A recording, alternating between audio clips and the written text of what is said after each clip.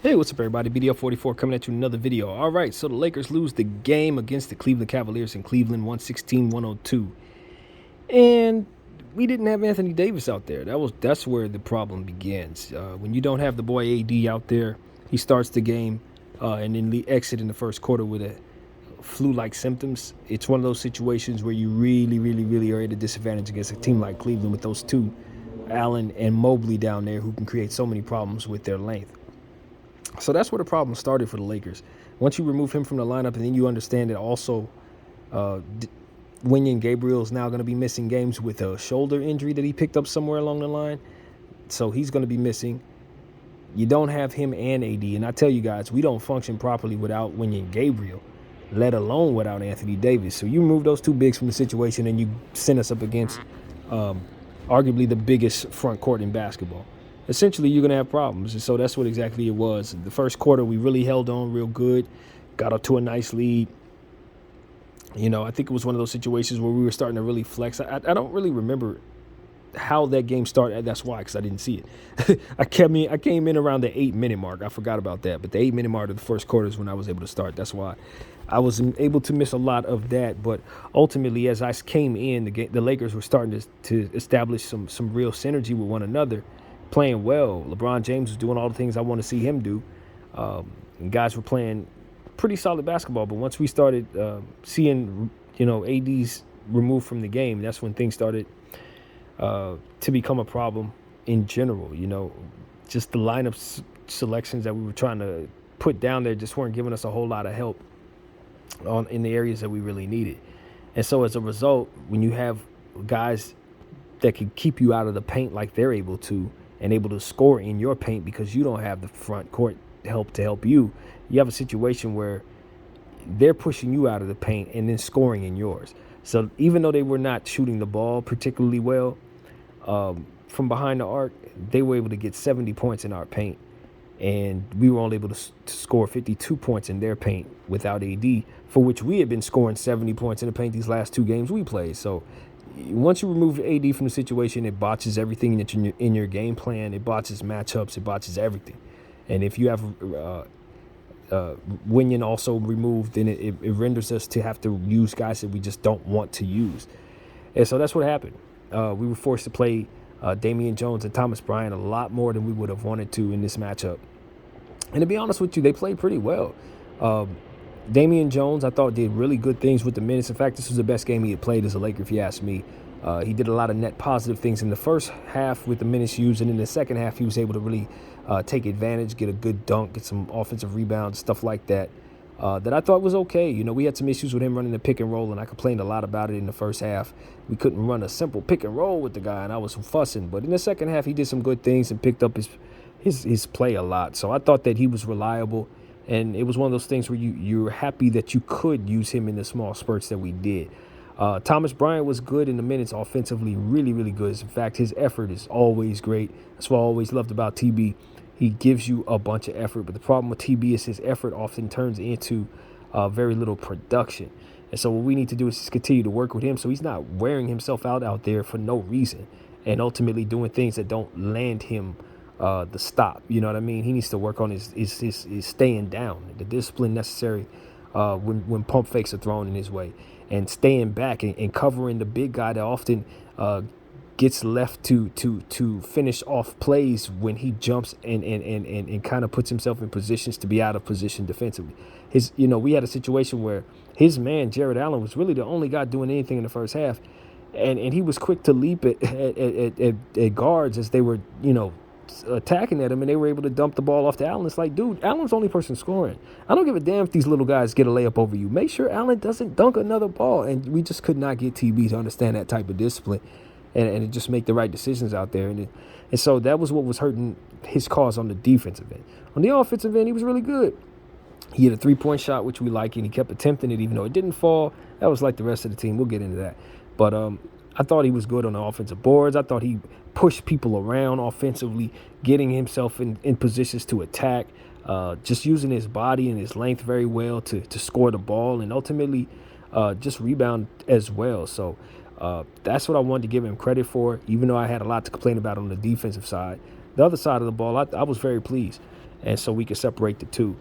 Um, LeBron James. Let me tell you guys about LeBron James. I was very happy about LeBron James. We could look at this loss and say how poor it was, and you could consider the fact that we went to Cleveland and Donovan Mitchell had a huge game and we lost the game, and everybody's going to say LeBron didn't close the game out and all this other stuff that I'm sure you're going to hear. But that's not what I'm looking for from Bron. We're in the midst of trying to get him to discipline himself away from some tendencies that ultimately hurt our basketball club when we're fully healthy. So in a game like this, you want him to find the balance between working against those tendencies and also taking over the game and trying to score a lot of points to beat the other team. So I felt like he did more of what it is we need him to do within working against those tendencies, which is ultimately the bigger picture for our team. Because at the end of the day, we weren't going to beat this team unless he went above and beyond what it is that we need him to do offensively anyway. He was already trying to rebound the ball way more than necessary. He got 17 boards, fantastic tonight. But that was forced upon him because nobody else on the floor could dare rebound the basketball besides Thomas Bryant. So, it's just a lack of size out there. This is why I told you guys we don't function well without, properly is the word I use, without Wenyen Gabriel, and I think people thought I was kidding. No, I was dead serious. And the reason why I think that is because he accounts for so much in 50-50 balls, and he helps with length so much. It keeps us from having to go small ball like we did. It keeps us from having to go to Damian Jones and Thomas Bryant as much as we did. It keeps us from having to use have situations where we end up a net negative defensively because he's good at 50-50 ball stuff, as I always say. He's good at tipping and rebounding and all that other stuff that really helps you secure possessions. So as we find ourselves without that player, we see some of the deficiencies that take place without him out there to go to at any given moment. And it was one of those situations where you could never check him in to kind of help stop the bleeding in situations that he usually does for us. And so it made it so that other guys had other responsibilities, and it just threw the game off entirely. So we really need Wenyen Gabriel out there, and it's going to be hard for us to win basketball games without him. And then with Anthony Davis being out tonight, it just gave us no chance. I felt like, the game was completely out of reach. But there was a moment in the fourth quarter that I thought we could talk about, and it was around the 4-minute mark, 4 minute and 20, something like that, where we were down by 8. And I thought the team was in striking distance. I mean, we weren't winning the battle, but it was only a couple baskets that had gone against us. Donovan Mitchell had just done a couple things that kind of ran the score up a little bit, but we were still in striking distance. We were able to get offensive rebounds. Thomas Bryant was getting boards and pushing people around. That time. We were starting to see our bigs really get involved. And so maybe we get a couple rebounds, couple shots. Who knows? Maybe the ball tips our way. Maybe we get an offensive foul. Point was, it wasn't time to throw in the towel. It was 4 minutes to go. We were down by 8. And the momentum was like kind of in between at that point. And our coach subbed in 4 guards on top of LeBron James at the center. We had 5 starting Cavaliers that we were going up against at that time. They had the starters on the floor, yo. That's Jared Allen, Evan Mobley, Cedi Osman, Donovan Mitchell, and Darius Garland against Lonnie Walker, Dennis Schroeder, Austin Reeves, I think it was Patrick Beverly, and LeBron James. I think that's how he did it. And I'm sitting there, I'm like, no, it was Russell Westbrook instead of Patrick Beverly. I think that's how he did it, something like that. And I'm saying to myself, okay, first of all, how are they supposed to have any success defensively when they're going up against the stilts? How are they supposed to have any success on the rebounds when they're going up against the stilts? What are you asking LeBron James to do when he has to be guarded by 2 centers that are both averaging in 14 feet of arm length? I mean, like, it's one of those situations where it's like, if you're going to throw in the towel, do it properly. Get Bron off the floor. Don't have him trying to play center against Evan Mobley and Jared Allen at any given moment. That's a strategic nightmare, bro. You are setting your team up for absolute failure.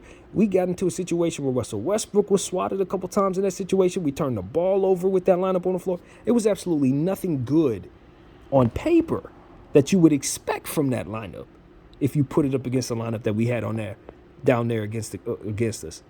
So when you see it, it's like, what did you expect to happen? but what we saw. That's all I would have ever expected to happen.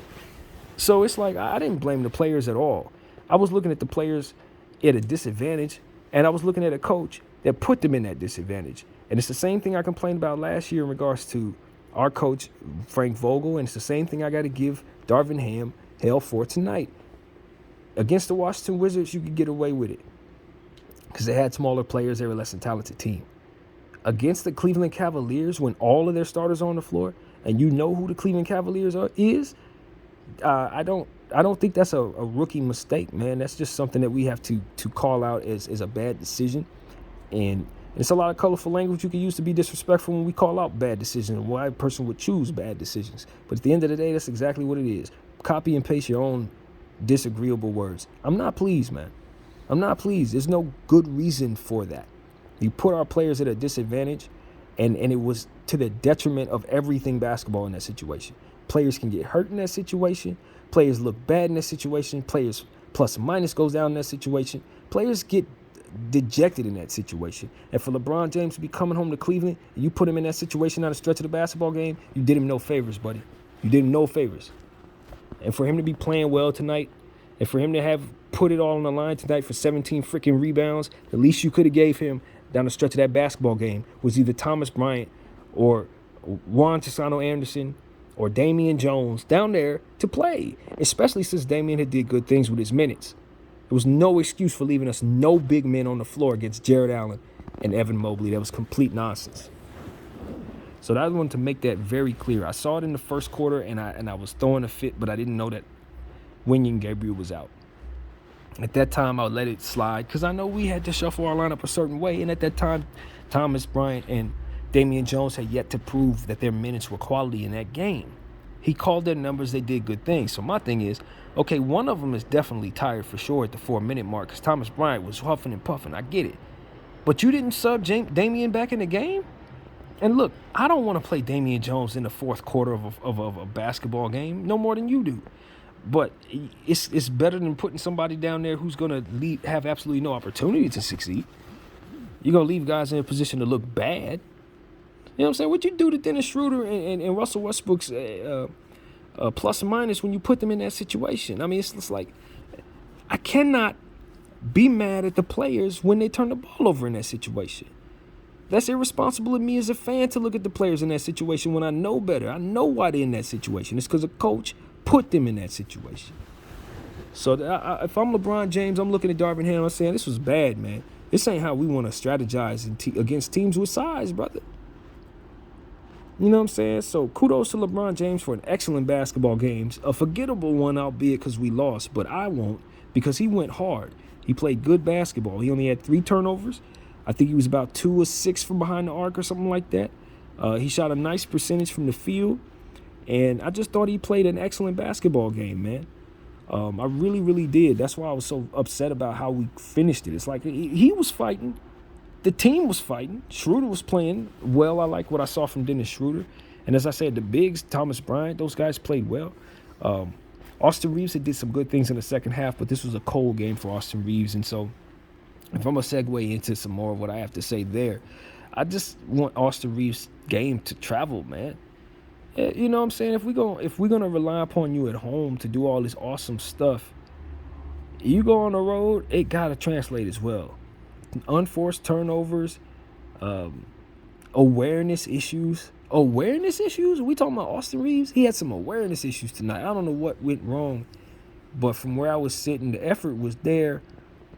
The energy was somewhat there, but this ain't like the Washington game where I just felt like he couldn't get in rhythm. It wasn't no Anthony Davis down there. Bron wasn't hoisting a million shots. Austin just didn't give us what Austin could give us, and I feel like if the game was at Staples, he would have. So, yeah, we're going to be paying attention to how he plays in the rest of this road trip, and we're going to see if his game travels because I'm not happy with him tonight. Not at all. I think he played hard, and I thought he did some good things, but 0 for 4 from behind the arc. You know, 3-point discipline is something that I look at him and I say, okay, you're one of the guys that's supposed to spearhead the intent on what it is that our team is supposed to be doing. You're one of the smartest people on the team, one of the most aware people on this team. So if anything, if our team is shooting 16%, I definitely don't want to see Austin Reeves 0 for 4. I can get that. I can respect that from some of the other players. But the guys that I look to be very, very, very keen on what's going on basketball-wise, I do not want to see them catering to the overall problems of the basketball team. Absolutely not. I felt the Lakers turned the ball over a little more than they would have liked to, but that was kind of skewed by the fact that we were missing players, so I'm not going to harp on that. I think we had 16 turnovers. We want to take care of the ball a little more. But I thought, you consider Russell Westbrook had about 4 of them. Ron had about 3 of them. Those are all ball handlers. So if they only had 7 as a total and we still had, 16, that means that guys were turning the ball over a little more than they were expected to. So that's something we want to take care of. At the end of the day, we are not a good enough team to give the opponent the basketball. So we got to be more mindful of what we need to do to defend and to, of course, take care of the basketball. So those are 2 things that we can help ourselves with. I got to give credit to the opponent, of course. Donovan Mitchell, 43 points. I think he had like 4 steals, several assists, several rebounds. Efficient. Very, very, very awesome night for a superstar. He had I didn't remember the Cleveland game earlier today, but now I do. Donovan Mitchell shot 1,000,000 free throws in that first matchup against us at Staples or whatever, Crypto. And that is what that game was. That was the theme of the game. Donovan Mitchell shot amazingly from the free throw line and hit like 1,000,000 free throws out of 1,000,000. And that's what we were watching in that Cleveland game. That was the theme there. So now he came back in his home arena and, of course, took it to the Lakers as usual, dropping over 43 points and, of course, getting to the line 1,000,000 times again. Donovan Mitchell is a fantastic basketball player. I won't take nothing from him. But he got all his calls, man. I did not feel like we got all ours. So that's about as much as I want to give the referees in this video. What else? Troy Brown, I thought he was aggressive where need be, but I felt like he was a little flat-footed tonight. Maybe he didn't have it necessarily in terms of his ability to kind of move side to side, but I just felt like his deficiencies defensively side to side, particularly when guys are driving past him, stuff like that really, really showed up tonight. The aggressiveness from behind the arc. I just want our guys not to lose sight of what it is that we ultimately don't find ourselves very good at, and that's shooting the ball, 3-point shots. One of the reasons that we're able to have success is that Anthony Davis, the guy that's taking the most shots, has adapted to the understanding that we do not shoot the ball very well. So we need to follow what our leader does and kind of get back to what 3-point discipline is all about for us. We're a great team when we shoot about 26 3-point shots. Now, granted, without AD, it's kind of hard to get in the paint like we needed to against this Cleveland team. It would have been even harder for him to do it anyway, even if he was out there. So we probably would have needed to shoot more threes tonight, just in general. But I think when it really comes down to it is if we don't have AD on the floor, we still got to try to simulate some of what it is that he does by foregoing some of those 3-point shots. I felt like we settled for those tonight. We didn't take it to the Cleveland Cavaliers enough.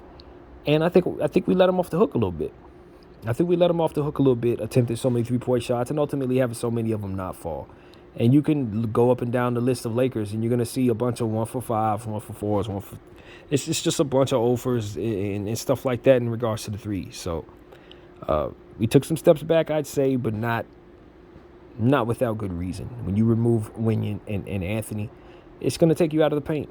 So I think we would have shot less threes if we would have had our full team. But you adjust to what it is that you don't have, and given the fact that it was a last-minute thing, it's just a lot going against us. And so I don't really blame the team at all. I thought guys did what Cleveland allowed them to do. Cleveland forced us to shoot threes, and we didn't hit them. And so I want competitive energy all the way through. And if we're going to concede, then I want it to make sense. That's all I'm saying, bro. I don't have a problem with conceding because we're on a long road trip. You want guys to sit down. You want to rest. You don't want a big to roll an ankle in the fourth quarter of a game that you ain't going to win. We only have 2 bigs. So if TB's too tired to get right and he rolls an ankle, or Damian Jones goes out there and rolls an ankle, then we're down to 1 big. So I can see the fruit in wanting to manage them. But Are we trying to win or what? Like, that's what it really comes down to. Are we trying to win or what? If you're only down by 8 and guys are fighting and you're getting buckets, it's not like we're not able to trade buckets with this team. The real problem we're having is defensively. And the only real defense we had was TB on the boards getting offensive rebounds when we brick shots. And you removed him from the floor because he needed a breather. Fine. But you don't sub in another person taller than me? And you leave LeBron James by himself to play center.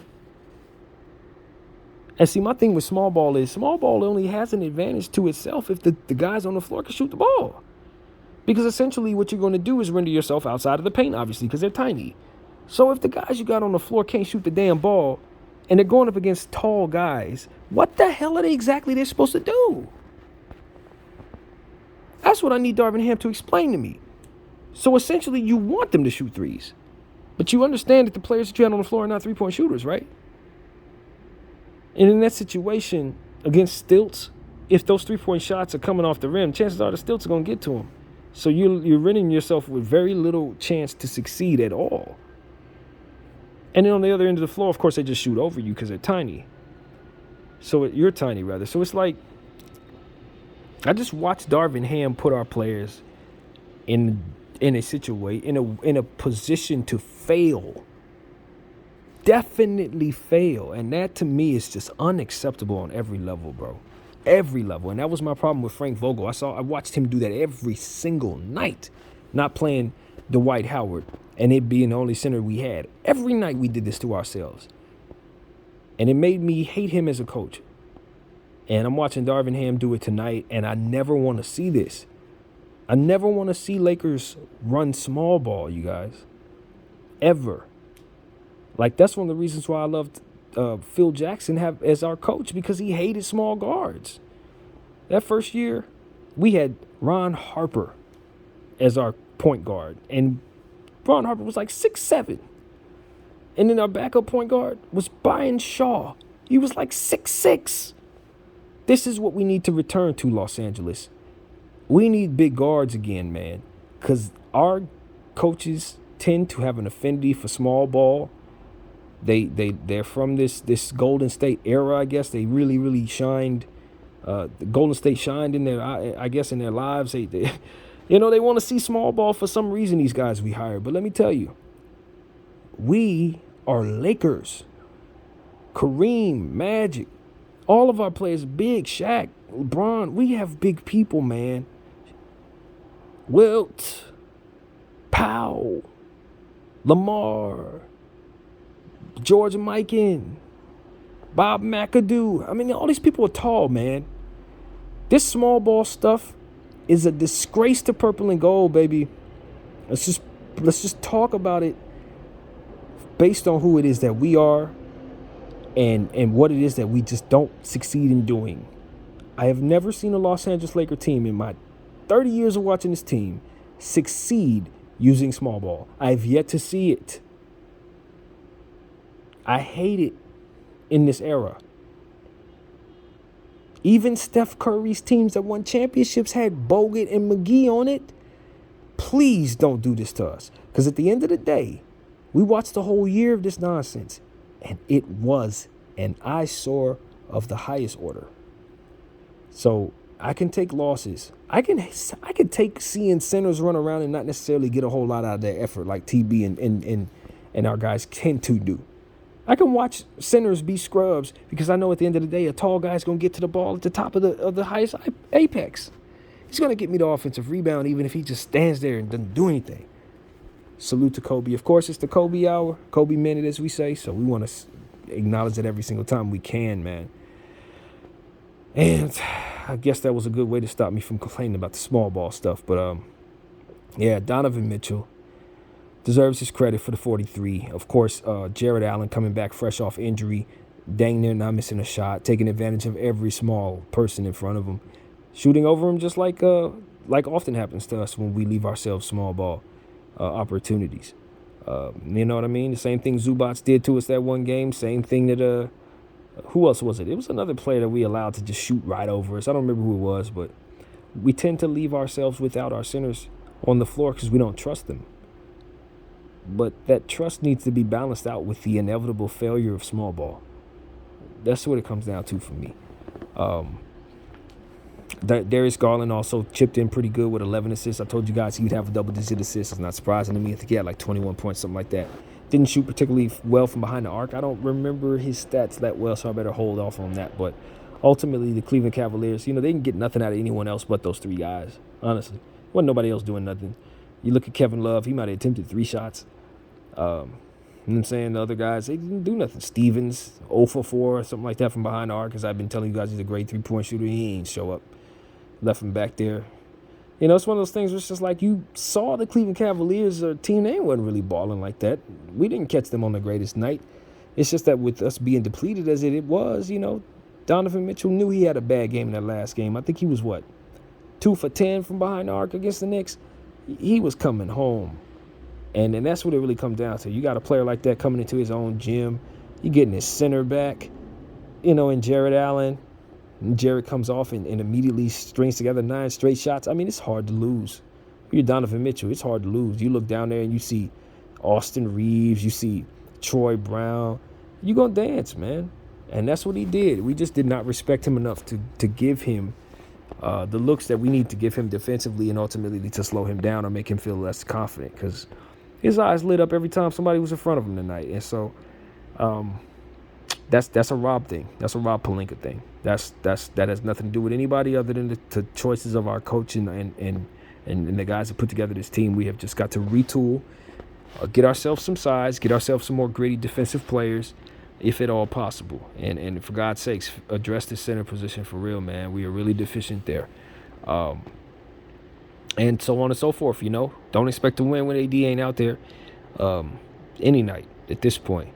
But it would have been nice if we could have been a bit more competitive with what we had. And so, yeah, man, it's going to be rough. We ain't got Winion. So, as I said, we don't function properly without him. So, it's going to be tough for us to beat Toronto for sure without him, because they're a team full of hims, basically. It's a bunch of wings out there. So, if you don't have the ability to guard those wings, it's going to be a long night. And they got players coming back from injury as well. So, chances are, if Pascal Siakam's anywhere close, he probably going to want to come back against us or some crap like that. So this is the type of stuff we got to deal with when you're the Lakers. Everybody wants to circle you on the calendar and wake up for you. They don't play against nobody else. They see purple and gold all this stuff. They want to be Michael Jordan and Kareem. So it is what it is, man.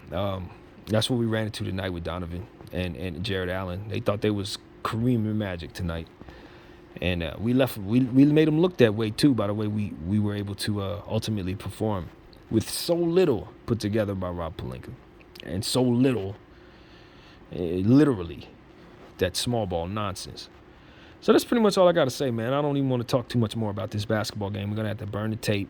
A bunch of turnovers, bunch of bricks, a bunch of guys not really being able to function without the size. I thought the effort was good, though. Like I said, TB's effort, LeBron James' effort, I was very pleased with those two players. Russell Westbrook was really good tonight in the spurts where we used him. But like I said, left at a disadvantage to turn the ball over a couple times. It was no fault of his. Left out there tiny, having to try to pass the ball around guys at a 7'5" wingspan and crap like that. It's just impossible to succeed.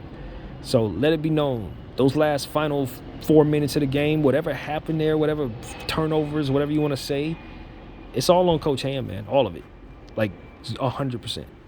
BDF 44. I thank you all for watching. I'm out.